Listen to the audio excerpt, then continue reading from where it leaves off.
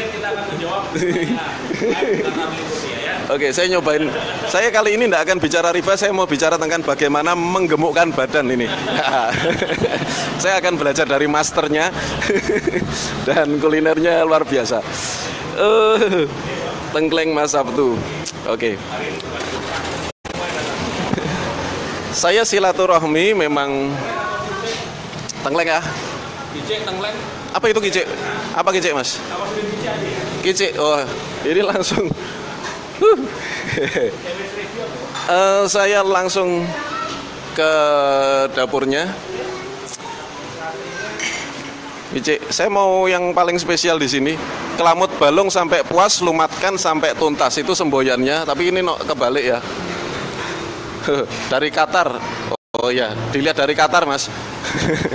Kita live di sini. Ayo. Iya, Mas Ali. Gimana duduknya? Lah monggo. Kita backlight. Mana? Ini.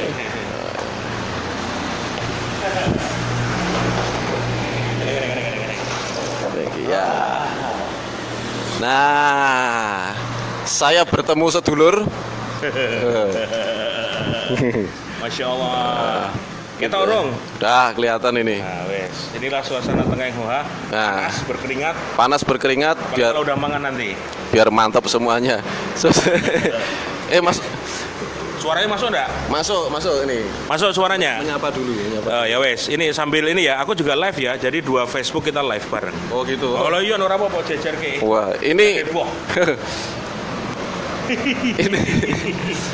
ini ceritanya Metro karo TV One ngono, live bareng ngono Mas ceritanya. Ono iki ganggu iki. Nah, wes. Jadi dimanfaatkan nih, ada Arli Kurnia di sini, harus dimanfaatkan. Live. Semalam saya bikin tanya jawab ya, tapi enggak apa-apa kalau ada yang mau tanya. Dari Qatar. Dari Qatar. Oh, sampai dari Qatar tuh, Mas? Oh, iya, 5 hari mau dari sana. 5 hari, iya. Arli Kurnia, penulis buku. Enggak ada bukunya saya. Penulis e-book 30 hari Bebas utang.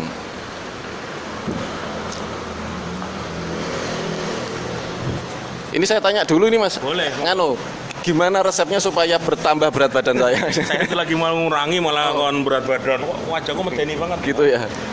Mangan uang iki. Nah, iki. Oke. Ya, jadi nanti aduh. Niki ya, aduh. Oke, siap. Balik videonya. Yes. Cetu videoku. Iya, HP ini bagus itu kayaknya. HP saya cuma HP Cina. HP Cina. Ayo sih. Assalamualaikum warahmatullahi wabarakatuh teman-teman semua. Waalaikumsalam. Saya sedang berada di Tengkleng Hoa pagi hari ini, dapat tamu sahabat saya Mas Arli Kurnia yang nulis e-book 30 hari bebas utang. Video-videonya heboh di YouTube. Wah, dilihat ribuan orang. Caranya dia bisa lunas 800 juta katanya waktu itu, utang 400 juta ya, lunas dalam waktu 30 hari. Saya belajar dengan Mas Arli dari e-book yang dikirim ke saya juga, bagaimana dia manajemen keuangannya bagus dia. Jadi belum saya ajarkan, mungkin nanti di buku saya yang terbaru judulnya adalah rahasia. Saya beberapa ngutip dari tulisan dia. Ternyata memang manajemen keuangan keluarga, manajemen keuangan perusahaan itu memang harus benar-benar detail. Termasuk kalau manajemen keuangan keluarga itu ternyata utang 20 juta, mencari titik-titik mana saja yang harus segera dikurangi, terus mengklasifikasi utangnya kategori mana yang akan lebih dulu dilunasi, mana yang akan lebih dulu diselesaikan. Nah, ini orang ini jagonya. Kalau kamu pengen punya pertanyaan, silahkan. Waktu kita kurang lebih 15 menit sambil nunggu tenglengnya datang. Saya kasih gift dulu ini sama sahabat saya. Apa itu? Ini Klinos penghemat BBM. Kan udah janji waktu di Surabaya mau kasih. Produk baru ini made in Mas Arli ya. Oh ini ya. Masya Allah. Penghemat BBM diombe apa gini? Oh iya, kalau diminum nanti kurus kayak saya. Nanti masukin aja, ada cara pakai di sini. Punya produk Mas Arli ya? Ya. Luar biasa ini sudah nyampe ke Johor barangnya. Ya, oke. Silakan bertanya. Watching is bang foto iki. Ya watching. Pertanyaan untuk Mas Arli Kurnia. Bagaimana cara melunasi utang kalau tidak punya aset? Pikiran Mas, piye Mas cara? Ada toh mana? Loh, kui loh. Oh iya. Saya tidak punya aset Mas. Oke. Gimana cara melunasinya? Kalau punya utang nggak punya aset, itu berarti utangnya tanpa jaminan. Dan utang tanpa jaminan paling gampang. Wah, kok iso? Paling gampang. Itu bunganya gede biasanya, tapi paling gampang. Contoh KTA, kartu kredit, rentenir. 3%, 4%, 10%. Nah, itu kan ngeri. Nah, cuman kan kita sudah nggak punya aset ya. Kita nggak punya apa-apa. Otomatis cara satu-satunya menurut saya adalah negosiasi. Negosiasi kalau untuk utang tanpa jaminan, ingat ada dasarnya satu, hutang itu perdata. Ya, yang ngatur hukum di Indonesia itu hutang itu perdata. Jadi kalau Anda takut sama ancaman ya semuanya itu pidana. Itu pisah dulu. Jadi saya cuma mau utang bilang itu perdata. Ancaman itu pidana. Ya, ancaman pidana. Kursi Anda diambil itu pidana. Perampasan enggak boleh. Disita HP-nya itu pidana, enggak boleh. Nah, jadi kalau menurut saya jangan takut dulu karena Anda tidak akan terjerat pidana. Karena biasanya saya enggak punya jaminan ini dia kira di penjara. Takutnya di penjara. Kartu kredit di penjara. Penjara itu. Terus. Nah, yang kedua, negosiasi. Tapi negosiasi kali ini adalah negosiasi paksa. Gimana negosiasi paksa? Caranya simple. Negosiasi paksa itu ditunda pembayaran kalau memang Anda nggak punya uang untuk melunasi.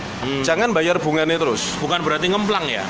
Nggak tahu bahasanya. Ngemplang kan ngabur. Ngemplang kabur. Nggak menghilang ganti KTP. Jangan. Nggak boleh. Ini ingat ya, ini cara hutang harus dibayar. Saya muslim, nggak boleh ngajari hutang nggak dibayar. Hutang wajib dibayar karena nanti dibawa sampai ke alam berikutnya. Ya, jadi hutang harus wajib dibayar, tetapi tidak saat ini kalau nggak punya uang dan tidak bunganya. Itu ya, kuncinya itu. Jadi menghilangkan negosiasi bunga. Karena itu adalah jatuhnya riba. Ya. Cuma ada pendapat tuh kadang-kadang dulu di awal-awal kan sudah sepakat. Kok kamu sekarang ketika sudah jalan terus istilahnya sudah tahu hukumnya secara agamamu terus kamu meleng gitu nggak mau bayar, itu biar orang-orang kayak gitu tuh. Kalau menurut saya jangan karena sudah paham riba terus nggak mau bayar bunganya, enggak. Tetapi kalau menurut saya kalau Anda memang nggak punya uang dan berat untuk membayarnya, maka jalankan ini. Tapi kalau punya uang terus nggak mau bayar sampai lunas, ya apapun caranya harus dilunasi lah. Kalau saya gitu ngajarinya. Jadi jangan kok sudah tahu habis lihat Mas Sabtu ya, terus wah ini riba, terus habis gitu ya wis lah kabur malah nggak bayar semuanya. Kacau. Jangan nanti Anda bahaya itu. Maksudnya secara spiritual bahaya.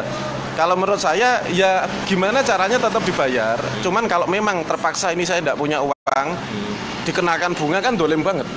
Orang tidak punya uang kok malah suruh bayar bunga. Apalagi rentenir ya. Apalagi rentenir nggak peduli. Itu tadi rentenir ya ini. Cuman memang mereka biasanya kasar, memaksa, atau kalau kartu kredit itu nggak kasar, tapi rajin. Kartu kredit rajin. Nelponnya sehari bisa 3 kali 4 kali gitu kartu kredit ya. Saya udah nggak tahu Mas Sabtu, aku pengalaman dulu. Aku udah tak gunting sebelum ditagih. Oke. Dulu saya pengalaman. Kayak gitu ya Mas Arli. Ya jadi gitulah. Negosiasi menjadi kunci utama. Nego. Ketika kamu punya utang yang tanpa agunan. Dalam arti kayak kartu kredit, KTA dan juga rentenir ini, masya Allah memang harus negosiasi. Saya tambahi beberapa teman-teman yang memang di level seperti ini mereka bukan berarti kabur, tapi memang menunda pembayaran. Ya, betul. Minimal 3 bulan, dan selama 3 bulan itu dia bekerja keras cari rezeki yang halal gitu, dikumpulin di satu rekening dan nanti satu persatu dinegosiasikan. Ada teman yang kartu kreditnya 15 selesai dan ketika dia menunda pembayaran dan negosiasi dengan pintar, potongan Mas Ardi. Dari yang 50%, 40%, 30% itu dikasih diskon oleh banknya. Dan yang lebih lagi pendekatannya ada spiritual. Kawan saya itu bilang oke tahajud katanya. Ketika engkau rutin tahajud, curhat sama Allah, minta kekuatan mulutmu itu bisa bicara pada saat negosiasi, itu debt collector kadang-kadang nunduk sendiri di depan kita katanya. Ya kayak gitu loh. Jadi saya tuh susah ngomong Mas, tapi setelah rutin tahajud, Allah memberikan kekuatan pada mulut saya untuk ngomong ke debt collector dengan berani. Dan debt collector tuh malah takut sendiri sama saya, segan lah, bukan takut, segan. Dan akhirnya mereka ngasih. Kalau saya takut lah lihat dia. Jadi malah debt collector akhirnya nanti udah Mas saya bantu, Mas ada uang berapa, saya coba negosiasi ke perusahaan, nanti saya akan kasih keringanan dari tagihan kartu ini gitu. Akhirnya 15 kartu kredit selesai. Oke, luar biasa ya. Mantap ya, itu. Oke, pertanyaan kedua. Ada. Pertanyaan Mundi. scroll. Nah, orang pertanyaan ini si aku hilang, hilang ya toh. Karena banyak orang pengen ya. Bagaimana caranya mengelola keuangan kalau suami istri belum satu visi untuk lunas utang? Nah, piye iki? Sik piye iki ngolah Suami istri belum sevisi pengen lunas utang, tapi keuangan mereka sudah morat-marit.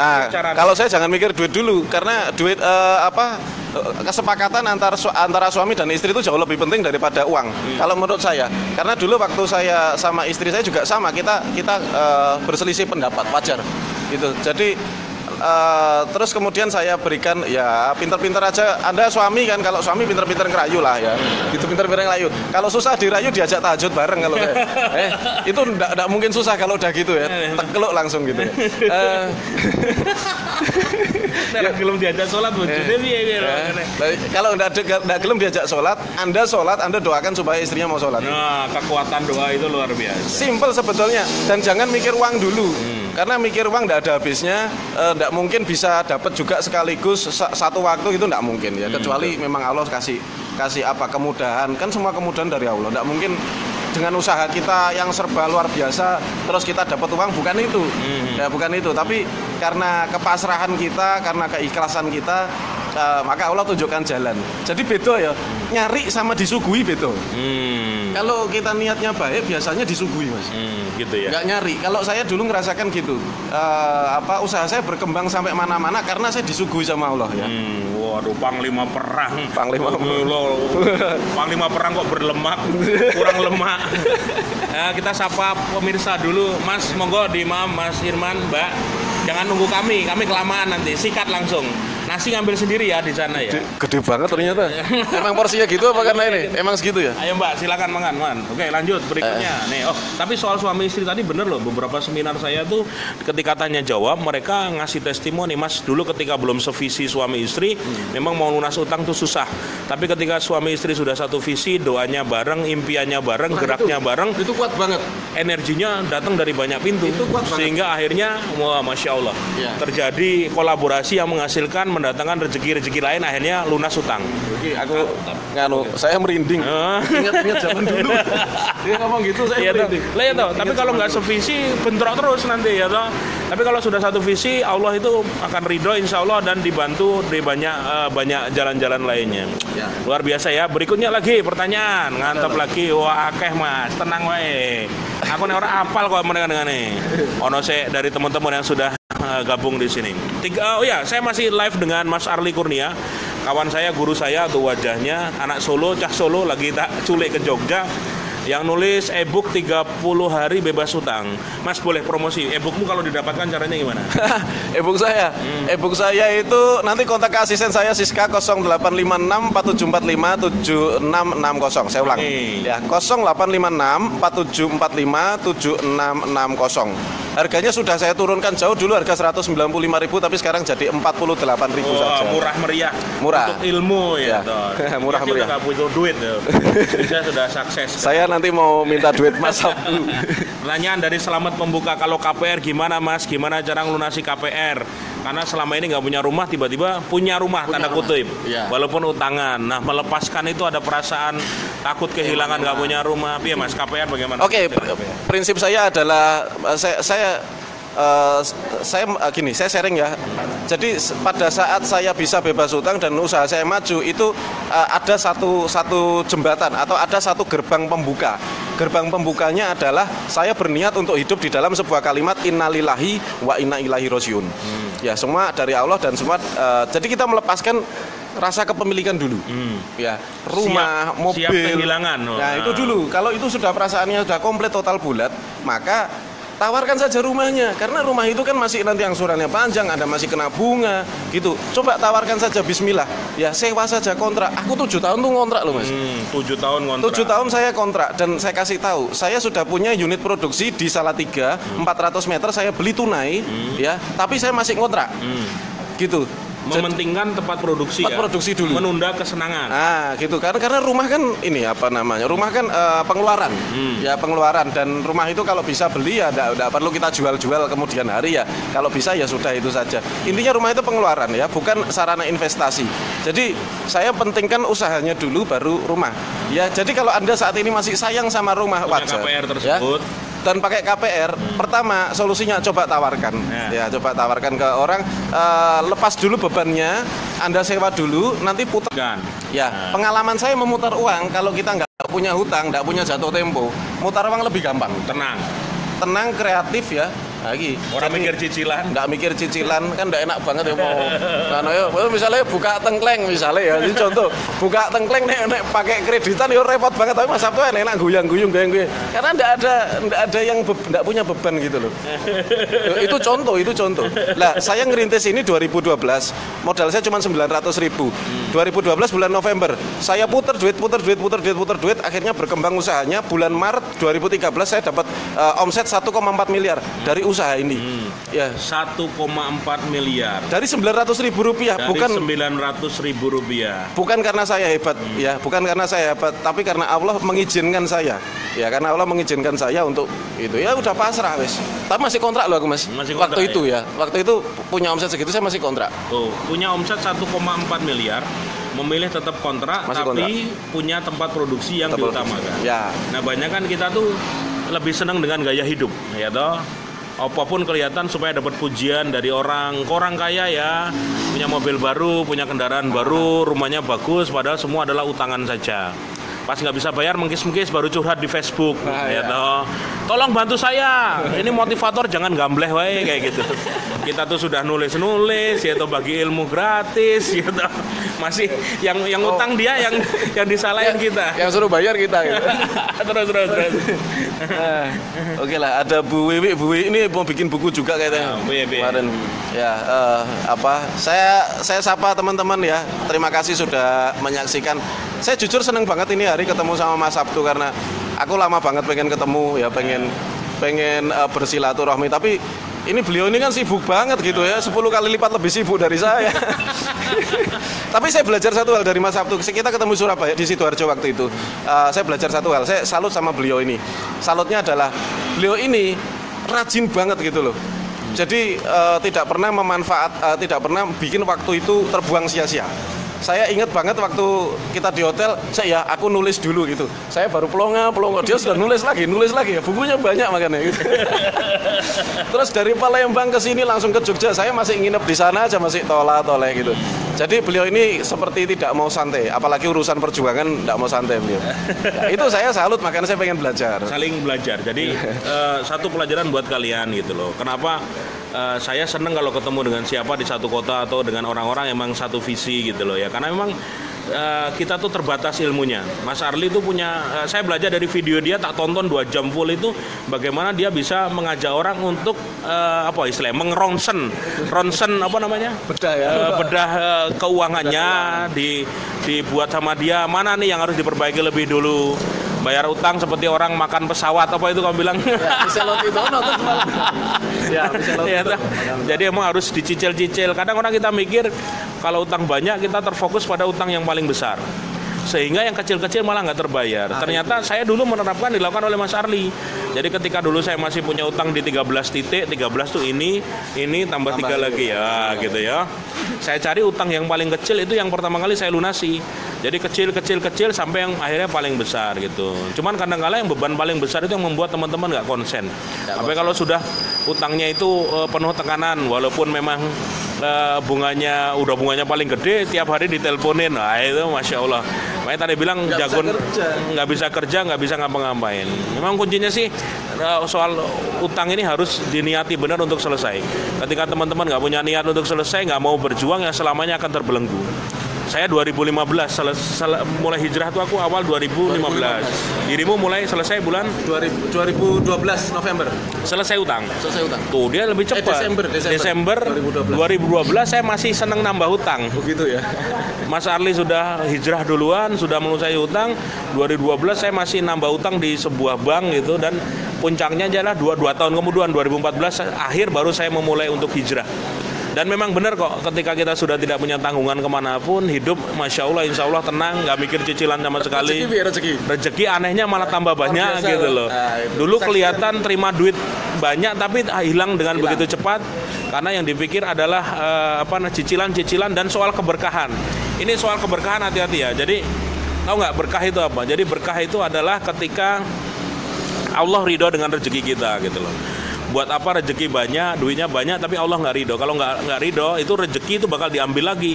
Bisa dengan halangan, kecelakaan, penyakit, musibah, ditipu orang. Oh, banyak hal-hal seperti ini yang membuat kayaknya punya duit tapi kok duitnya hilang. Kayaknya penghasilan puluhan juta, ratusan juta tapi kok nggak ada. Ini yang bahaya.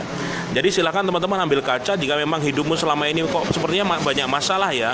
Ada hal-hal yang belum selesai nih seperti ini. Mungkin keberkahan tidak ada di sana. Tapi kalau udah berkah, masya Allah, Allah jamin dari banyak pintu keberkahan tersebut. Ya. Lanjut ke Mas Arli, silakan monggo. Nasihat lainnya. Kalau saya gini ya, ini tentang hutang itu, hutang bukan sesuatu yang perlu anda ratapi gitu ya. Hutang itu nggak perlu diratapi karena ada satu hal yang lebih berharga daripada uang, daripada apapun harta yang anda hilang. Apa? Pikiran anda. Jadi yang membedakan manusia dengan makhluk lain adalah akal. Ya, adalah akal. Jadi itu adalah anugerah dari Allah yang terbesar. Jadi jangan lukai akal kita. Jangan lukai akal kita hanya gara-gara masalah utang, masalah riba. Tetaplah bisnis boleh jatuh, tapi akal orangnya nggak boleh jatuh.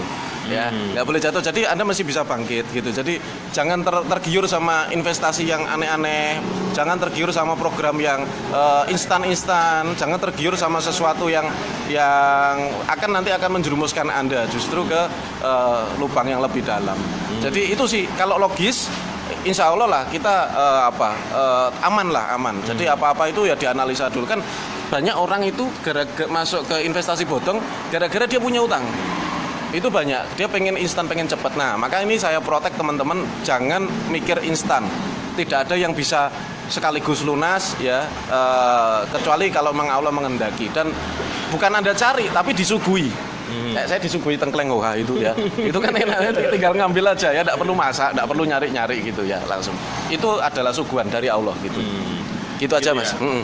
Mas Ari suaranya kencang banget sih, suaranya kencang bagus. Pakai ini dia, Arli pakai ini, saya nggak pakai. Ini tancepin ke handphonenya. HP saya kan jelek gitu ya, jadi harus pakai alat bantu. HP-nya Mas Sabtu lebih bagus gitu. Kalau saya HP-nya nggak pakai ini nggak ada suara. Gitu. Motivasi dirimu menulis e-book 30 hari bebas utang. Oh iya. Kalau saya kan nulis buku Kembali ke Titik Nol. Itu kan emang kisah nyata toh. Ya. Habis itu banyak orang yang curhat ke saya. Akhirnya ini kalau dibukukan bisa jadi pengalaman luar biasa buat teman-teman di luar sana. Nek, motivasimu apa? Kalau saya tuh agak aneh orangnya. Jadi gini, saya itu punya merintis perusahaan 2012 akhir tuh dari nol ya, dari tidak ada apa-apa. Terus akhirnya tahun 2013 saya disuntai rezeki sama Allah. Jadi omset 1 tahun itu bisa sampai 4,5 miliar. Oh, 4,5 miliar. Dan profit saya itu 90% dari omset. Masya Allah. Dan uangnya bisa saya putar. Terus itu kan saya disuguhi rezeki karena saya meninggalkan riba. Lah, Anda tahulah kalau Anda dapat rezeki kayak gitu, kira-kira apa yang Anda lakukan? Pasti kan pengen memberitahu ke orang lain. Pasti ingin mensiarkan, ini loh ada emas di sini. Ini loh ada kalau kita menjauh dari riba, kita akan ditolong sama Allah. Gitu. Semangat syiar ya. Itu sebetulnya. Nah, cuman hari itu 2013, 2014 saya tuh cari konco ndak ono, Mas. Saya dibilang orang gila. Mana bisa tak pakai utang bisnis, mana bisa rumah ndak pakai utang, mana bisa. Gitu. Saya jadi di ini terus orang ndak mau, ya udah saya sendirian, akhirnya saya nulis. Gitu, saya nulis terus saya ketemu sama ketua IIBF Dr. Udi Suwono di Pekalongan. Ya sudah Mas Arli nulis, kita berjuang pelan-pelan aja. Akhirnya saya tulis sampailah hari ini. Seminarnya terus ketemu Mas Sabtu iki. Ya, ketemu Mas Sabtu, ketemu teman-teman yang lain, ketemu Ustadz Rosyid di Jakarta, macam-macam lah. Jadi ketemu penggerak-penggeraknya sekarang sudah banyak dan alhamdulillah saya senang. Mas, teleponnya tadi disebut kecepatan, mohon diulangi lagi sampai saya pengen beli e-booknya 30 hari bebas utang karangan Mas Arli Kurnia. Diulangi ya. 0856 4745 7660 sama Mbak Siska. WhatsApp ya, lebih baik WhatsApp. 0856 4745 7660 ya, itu Mas Siska. Septiana, Mas Sabtuari, kalau suami kerja di bank, sedang kita punya hutang KPR dan saya tidak bekerja, gimana ya Mas? Ini kasus paling banyak. Paling banyak gitu, kerja di bank. Teman-teman yang kerja di bank, kalau saya sendiri tidak pernah membuli apapun karena jangan. kita semua korban dari sistem ini kan. Ya, kan enggak tahu. Kapitalis yang memang produk-produk ribanya ini banget dan kita diseret ke sana dengan banyak tawaran menggiurkan. Dari saya dengan teman-teman saya yang dulu kerja di bank, banyak yang udah resign juga merasakan hal yang sama. Apa itu kegelisahan gitu loh. Ya. Jadi kalau bertanya, ini versi saya dulu, nanti Mas Arli nambahi. Apa yang harus dilakukan? Yang selalu saya ajarkan sebenarnya kan bertobat dengan semua dosa masa lalu. Ya. Saya, Mas Ali ini manusia penuh dosa. Apalagi dunia ini jebakannya luar biasa. Semua orang punya dosa. Dan kita bertobat untuk dosa masa lalu yang belum selesai. Kenapa Allah memberikan banyak cobaan dalam kehidupan saya? Kesalahan saya seperti apa ya? Sidi-sidi penuh hutang, sidi-sidi rezeki nggak berkah. Mungkin ada dosa masa lalu yang nyangkut dan kita belum bertobat di sana.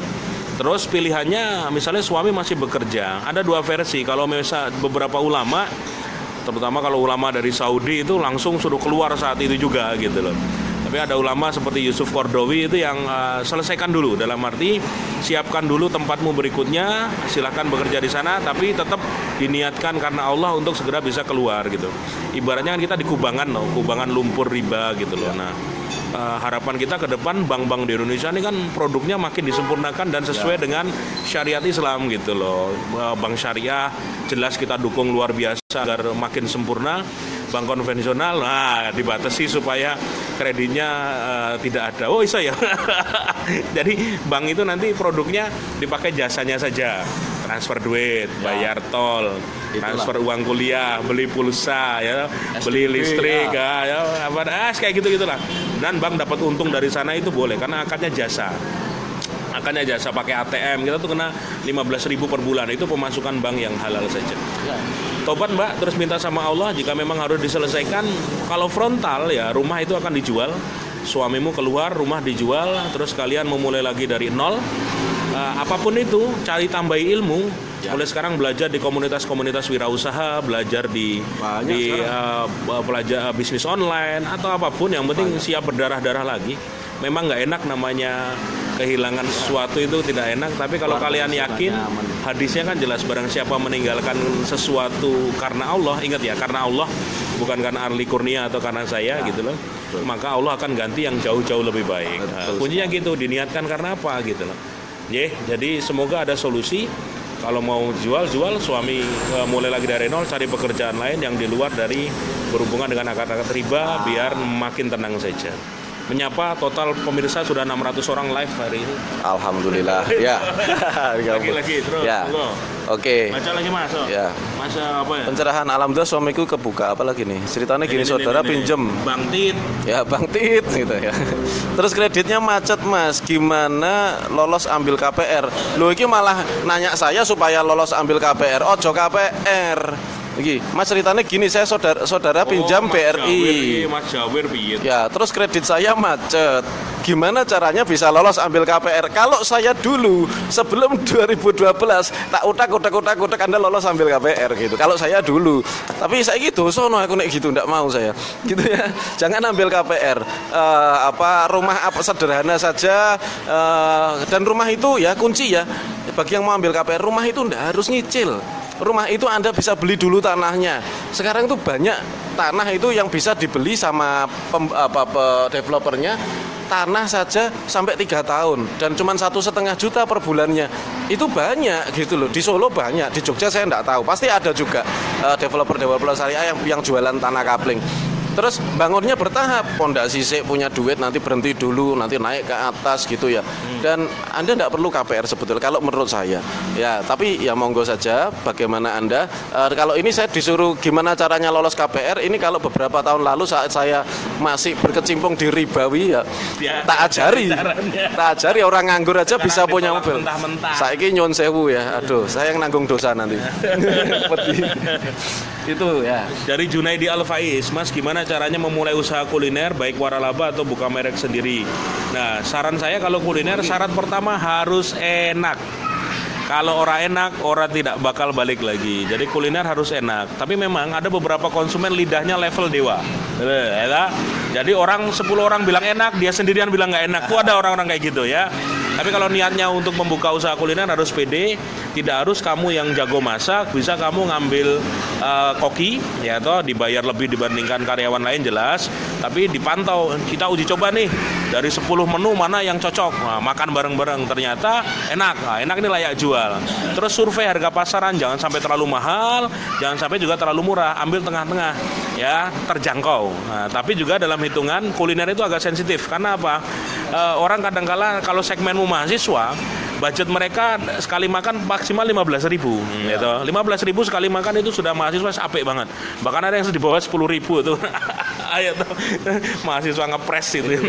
Aku dulu. Nah, tapi kalau segmenmu adalah menengah ke atas, orang-orang yang memang nggak mikir duit, sekali makan mereka 30.000, 40.000 itu hal biasa. Dan kayak kota besar seperti Jogja, Solo, Jakarta itu hal biasa sekali makan 40.000. Walaupun memang kadangkala ya di awal harus edukasi pasarnya lebih keras. Tapi orang kalau sudah suka mereka bakal balik lagi ya. Jadi kuncinya makanan harus enak. Kalau enak walaupun di gang akan dicari orang banyak. Tapi kalau nggak enak, walaupun kamu di ruko ber-AC orang nggak bakal datang. Ya, kuncinya seperti itu. Silakan lagi. Mana? Satu lagi ya, saya udah lapar ini. Oh, udah lapar ya. Pertanyaan terakhir. Oke, terakhir. Ndiki ya. Mas Sabtuari, Mas Ali kapan ke Malang seminar bareng ya? Asal ada yang ngundang EO-nya. Duet maut. Nah, ini duet maut sama duet maut. Nah, lah gitulah. Pertanyaan banyak nggak baca semua. Tengkleng Hoa semakin ramai, kami harus menyelesaikan makan dia. Kalau saya sudah ya tuh. Itu. Saya penasaran. Pesan terakhir dari Mas Arli buat para pemirsa kita. Kok terakhir tuh? Oh, iya, maksudnya saya durung ngarep nganu ke alam Barca kok pesan terakhir bareng. 700 pemirsa live di HP kita berdua. Ayo, silakan pesan-pesan buat mereka. Pesan saya simpel sekali. Pesan saya itu punya utang, jangan bingung, jangan panik ya. Karena itu Anda hanya perlu sedikit melonggarkan hati ya, untuk melepaskan beban Anda satu persatu. Jangan mikir instan. Ya, itu aja kayaknya Mas sudah. Jangan mikir instan. Jangan miskin instan. Nggak ada yang instan kecuali mie. Mie instan. Itu pun harus tetap dimasak. Itu harus dimasak dulu. Jangan sampai pas niriskan jangan sampai tumpah. Ya. Kalau pesan terakhir dari saya, terus belajar, niatkan. Mas Arli Kurnia 2012 sudah membuktikan lunas utang. Saya 2016 kemarin sudah membuktikan juga bebas utang, selisih 4 tahun, senior dia dalam urusan perutangan gitu loh. Kebetulan. Semoga teman-teman dimudahkan semua dalam ikhtiar hari ini. Amin. Terus melibatkan Allah dalam upaya untuk lunas dari semua jeratan utang dan riba. Saling mendoakan, tidak ada masalah yang tidak akan selesai. Ingat, episode ini hanya sementara saja, dunia ini hanya sementara saja, jadi insya Allah akan selesai semuanya. Demikian, salam dari saya Sabtuari Sugiarto, juga Arli Kurnia dari Tengkleng Hoa di Yogyakarta. Assalamualaikum warahmatullahi wabarakatuh.